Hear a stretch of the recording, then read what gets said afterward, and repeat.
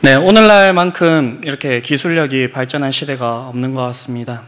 저희가 코로나19로 인하여서 이렇게 모이지 못하는 이 상황 가운데서도 저희가 온라인으로 이렇게 예배를 드리고 있는 모습을 보니까 그것이 더욱더 실감이 납니다. 우리가 마음만 먹는다면 온라인에서 새로운 친구들을 사귈 수가 있고요. 그리고 여러 나라들을 여행해 볼 수가 있습니다. 이것은 한국에만 국한된 것이 아니라 전 세계적으로 그러한 현상들이 있습니다. 이러한 광활한 시대에 이때 떠오르고 있는 한 가지의 중요한 이슈가 있습니다. 그것은 바로 고독사입니다. 어제 영상을 만들면서 유튜브 추천으로 떴던 그 뉴스를 본 적이 있는데 1년 전 뉴스입니다. 근데 이 뉴스의 그 주제는 고독사에 관한 것이었습니다. 아이러니한 상황입니다. 사람들이 더 쉽게 접하고 만날 수 있는 시대를 살아가지만 고독하게 혼자서 쓸쓸히 죽어가는 사람들이 있다는 것, 그것이 너무나도 아이러니한 상황입니다. 이런 과학기술의 발전과 함께 따라오고 있는 것은 개인주의입니다. 오늘날 사회는 그것이 점점 더 극단화되어 가고 있다라고 얘기를 하고 있습니다. 예전에는 이웃사촌이라는 말이 있었습니다. 멀리 있는 그 사촌들보다는 가까이 있는 이웃들이 더 낫다라는 이러한 의미로 쓰였던 말입니다. 그런데 점점 이러한 것들을 찾아보기 힘들어지는 그 시대를 살아가고 있습니다. 서로에 대한 관심과 사랑이 없어진다는 말로 그렇게 해석할 수가 있습니다. 여러분들은 사랑이 없는 이 세상을 생각해 볼 수가 있으십니까? 제가 조금 상상을 해봤는데 너무나도 삭막한 사회이며 하루하루 살아가기가 힘이 들 것 같다는 그러한 느낌이 있었습니다. 이처럼 사랑이 없으면 저희는 살아갈 수가 없을 것 같이 그렇게 생각이 되어집니다. 이러한 것은 그저 우리의 생각과 느낌뿐만이 아니라 이러한 실험을 통해서 그러한 내용들이 밝혀졌다는 것을 볼 수가 있습니다. 식물을 똑같은 환경에 놓아놓고 한 식물을 향해서는 좋은 말을 하면서 그렇게 시간들을 보냈고 다른 한 식물에게는 아주 나쁜 말, 욕설을 퍼부으면서 똑같은 시간을 보냈습니다. 그 결과는 어떠했을까요? 사랑을 받은 쪽은 좋은 꽃을 피우고 좋은 열매를 맺었지만 욕설을 들은 그 꽃은 꽃봉오리도 피우지 못하는 그러한 모습을 보여주었습니다. 식물뿐만 아니라 동물에게도 실험을 했습니다. 원숭이를 데려다 놓고 몸에 좋지 않은 그러한 음식들을 주었습니다. 그리고나 한 원숭이는 껴안아주고 사랑의 말을 해주었고 다른 한 원숭이에게는 몽둥이로 위협을 하면서 욕설을 퍼부었습니다. 이 결과가 어땠을까요? 사랑을 받은 쪽은 건강에 이상이 없었고 그렇지 않은 쪽은 건강에 이상이 생겨서 그 원숭이가 병에 걸려 죽었다라는 그 실험을 볼 수가 있습니다. 이렇게 동물과 식물을 떠나서 사람이 사랑을 하면 이뻐진다는 말이 있습니다. 이것은 그냥 말뿐인 것이 아니라 사람 몸에 사랑을 하게 되면 여러 가지 호르몬들이 나와서 그 사람이 실제로 얼굴이 밝아지고 표정이 좋아지고 이뻐진다는 연구 결과가 있습니다. 이처럼 사랑이 얼마나 중요한지를 보여주고 있는 것이라는 그 예로 저희가 이렇게 들 수가 있을 것입니다. 오늘 저희가 함께 읽은 본문은 사랑의 사도라고 별명을 가지고 있는 사도 요한의 서신입니다. 사랑의 사도 요한은 오늘 본문에서 사랑에 대해서 언급하고 있습니다. 그가 말하는 것은 오늘 본문 8절에서 얘기하고 있듯이 하나님은 사랑이시다라는 것입니다. 사랑에는 종류가 많이 있습니다. 모성애, 부성애, 우정, 성도들 간의 사랑, 형제들 간의 사랑, 그리고 부부 간의 모든 사랑. 이것을 들 수가 있을 것인데 이 성경에서 얘기하고 있는 것은 이 사랑들이 본래는 하나님으로부터 나왔다는 것입니다. 성경은 하나님의 성품에 대해서 여러 가지로 이야기를 합니다.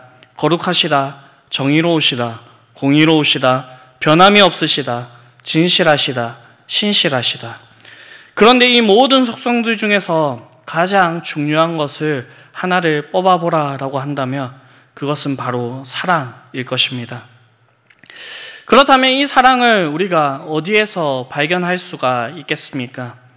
오늘 본문 10절에서는 마치 이러한 질문을 예상한 듯이 사랑은 여기 있으니 라고 하면서 이야기를 하고 있습니다. 네, 10절을 띄워주시고 저희 다 같이 한번 읽어보도록 하겠습니다. 사랑은 여기 있으니 우리가 하나님을 사랑한 것이 아니요 하나님이 우리를 사랑하사 우리 죄를 속하기 위하여 화목제물로 그 아들을 보내셨음이라. 아멘. 하나님이 우리를 사랑하사 우리의 죄를 속하여 주시기 위해서 화목제물로 자신의 아들을 보내셨고 이것이 바로 사랑이라고 얘기를 하고 있습니다. 네, 이 말은 사랑하는 사람, 저희 가족 밖에 있는 이 사랑하는 사람을 살리기 위해서 자신이 사랑하는 아들을 죽음으로 내몰았다라고 하는 이 말입니다. 우리가 생각하는 사랑과는 조금 다른 모습입니다. 그래서 이 사실을 믿지 않는 사람들은 이것을 절대로 이해를 하지 못합니다. 그런데 하나님께 속한 이 사람들은 십자가가 참된 사랑이라는 그 사실을 이해를 합니다. 결국 이 사랑이 복음의 중심이 되는 진리이고 복음의 핵심입니다. 사도 요한만이 이러한 말을 한 것은 아닙니다. 사도 바울도 정확히 같은 말을 합니다. 우리가 아직 죄인 되었을 때에, 하나님과 원수 되었을 때에 그리스도께서 우리를 위하여 죽으심으로 하나님께서 우리에 대한 자기의 사랑을 확증하셨느니라 라고 이야기를 하고 있습니다. 그렇다면 이 사랑의 목적이 무엇일까요? 답부터 말씀을 드리자고 한다면 생명을 주는 것입니다. 오늘 본문 4장 9절에 보게 되면 하나님의 사랑이 우리에게 이렇게 나타낸 바 되었으니 하나님이 자기의 독생자를 세상에 보내심은 그로 말미암아 우리를 살리려 하심이라 라고 얘기를 하고 있습니다. 사도 요한은 여기서만 이러한 말을 한 것이 아니라 요한복음 3장 16절에서 똑같은 말을 했습니다. 하나님이 세상을 이처럼 사랑하사 독생자를 주셨으니 이는 그를 믿는 자마다 멸망하지 않고 영생을 얻게 하려 하심이라. 사람은 누군가가 자기를 있는 그대로 용납하고 사랑하고 원한다는 그 사실을 발견했을 때 죽어가다가도 살아나게 됩니다. 삶의 모든 의욕을 잃은 사람도 다시 희망을 가지고 살아가게 됩니다. 목회 상담화 시간에 교수님께서 하셨던 그 한 말씀이 기억이 났습니다. 사람이 언제 자살을 결심하게 되는지 아냐 물어보셨고 그 답으로서 어느 한 사람도 자신의 얘기를 들어주지 않는다라고 생각이 될 때에, 자신을 위해주지 않는다, 자신을 사랑해주지 않는다라고 생각이 될 때에 자살을 경험하게 된다라고 이야기를 하셨습니다. 반대로 얘기해보면 단 한 사람이라도 자신의 이야기를 들어주고 자신을 사랑해준다면 그 사람은 자살하지 않는다라는 그러한 말입니다. 정말로 사람은 죽어가는 사람을 살립니다. 이것이 그냥 떠도는 풍문 같은 것이 아니라 문자적인 사실입니다. 이미 하나님의 사랑을 경험하신 여러분들은 이 사랑을 체험적으로 알고 계실 것입니다. 그런데 요한이 이 서신을 쓴 가장 중요한 목적은 이것을 단지 지식적으로 전달하는 것에서 그치는 것이 아니라 이러한 진리가 있으니까 너희가 서로 사랑하라라는 이 말을 하기 위함입니다. 그렇습니다. 우리는 이미 하나님의 사랑을 체험하였습니다. 우리는 하나님께서 사랑이심을 알고 있습니다. 그럼에도 불구하고 사도 요한이 다시 이 사실을 강력하게 언급하고 있는 것은 이 일이 너무나도 어려운 일이며 잘 되지 않는 것이기 때문에 다시 깨우쳐 우리가 서로 사랑하게 하기 위함입니다. 그 사랑의 정도는 요한일서 3장 16절에서 잘 나타나고 있습니다.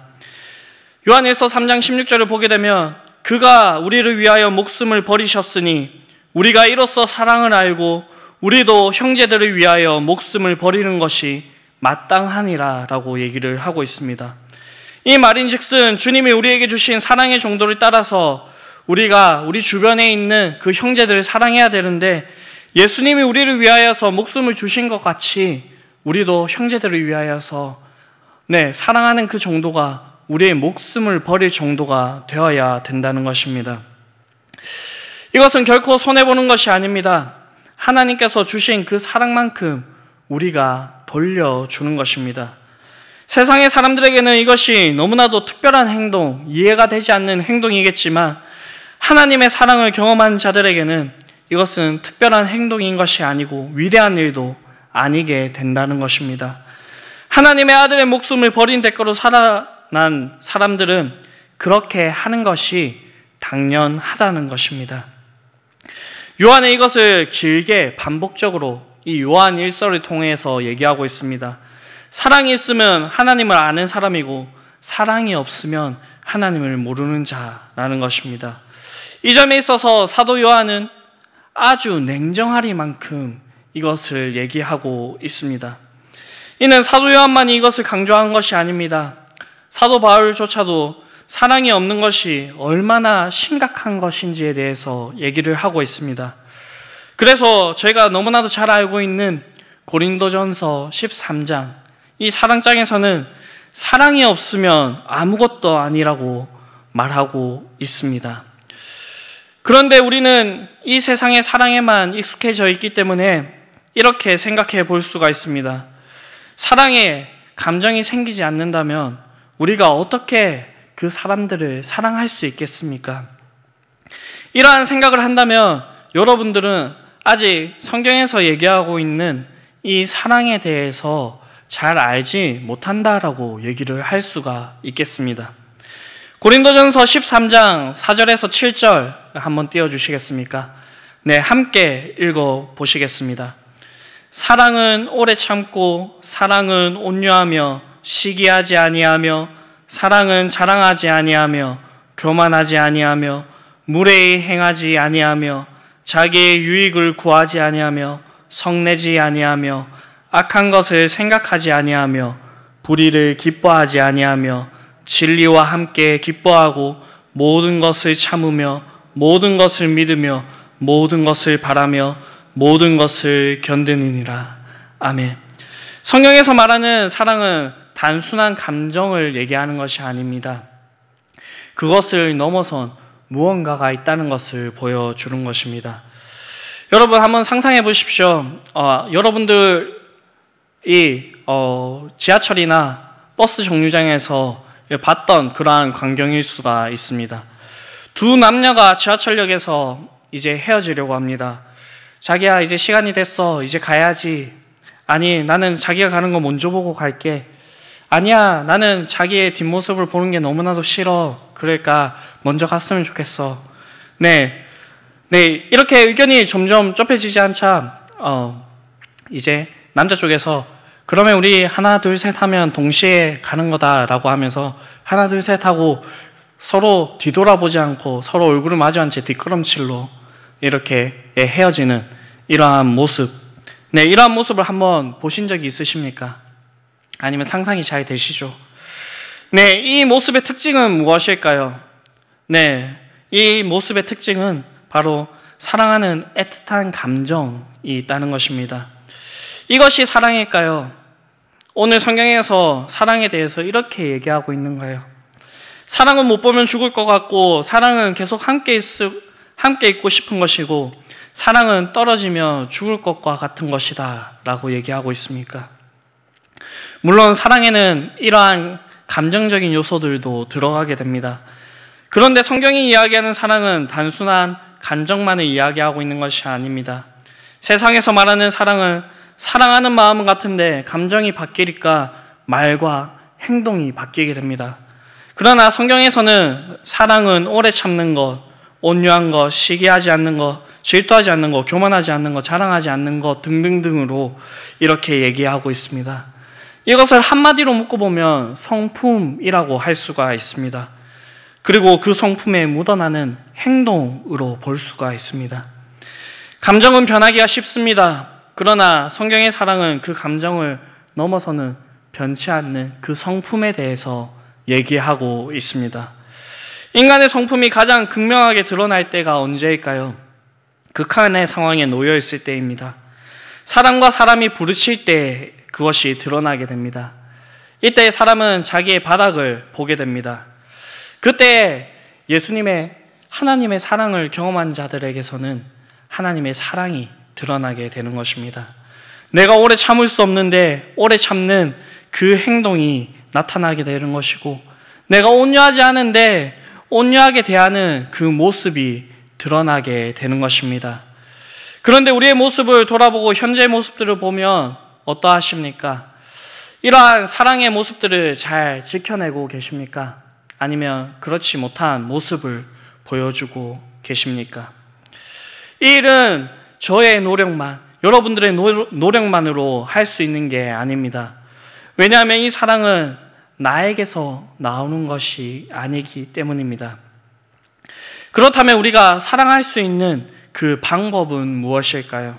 그것은 바로 사랑이신 하나님께 그 사랑을 공급받는 것입니다. 사도 요한의 다른 책인 요한복음의 시작은 태초에 말씀이 계셨다고 말합니다. 이 말씀이 하나님과 계셨고 이 말씀이 곧 하나님이라 라고 얘기를 하고 있습니다. 이 말씀이 육신이 되어서 우리에게 나타나셨고 그 영광을 보니 그 영광 안에 은혜와 진리가 충만하다라고 이야기하고 있습니다. 그렇습니다. 예수님께서는 이렇게 하시려고 이 땅에 오셨습니다. 모든 고난을 겪으시고 순종하셨고 죽기까지 우리를 사랑하셨습니다.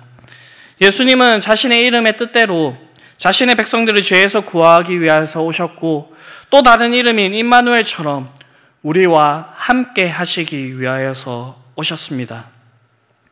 말씀을 마무리하겠습니다. 하나님은 오늘도 우리를 사랑해 주십니다. 오늘도 우리가 너무나도 부족한데 참아주고 계십니다. 이 사랑은 하나님만이 할 수가 있습니다. 그래서 하나님의 사랑은 하나님의 은혜를 조금이라도 경험한 사람들이 조금씩 흉내낼 수 있는 것입니다. 여러분들은 하나님의 사랑을 경험한 분들이십니까? 그렇다면 우리는 하나님께서 보여주신 그 사랑을 할 수가 있습니다. 왜냐하면 하나님께서 우리와 함께 계시며 그렇게 해주실 것이기 때문입니다. 전에는 오래 참지 못했는데 전보다 오래 참고 남이 잘 되는 것을 못 보다가 그 남이 잘 되는 것에 기뻐할 수가 있고, 너그럽지 못하였는데 너그러워지고, 용서하지 못하였는데 그 사람마저 원수마저도 용서하게 되는 것입니다. 하나님께서 주신 공동체를 사랑하는 것, 이것이 하나님이 주시는 마음이고 사랑을 경험한 사람들만이 할 수 있는 그러한 행동입니다. 더도 말고 덜도 말고 딱 하나님께서 여러분들에게 베풀어 주신 그 사랑만큼 여러분들이 행하실 수 있기를 간절히 바랍니다. 추석입니다. 오랜만에 가족들과 모여서 즐거운 시간들을 보내고 계실 터인데 이 사랑을 함께하고 계신 가족들에게도 전하실 수 있는 저와 여러분들이 되시기를 간절히 바랍니다.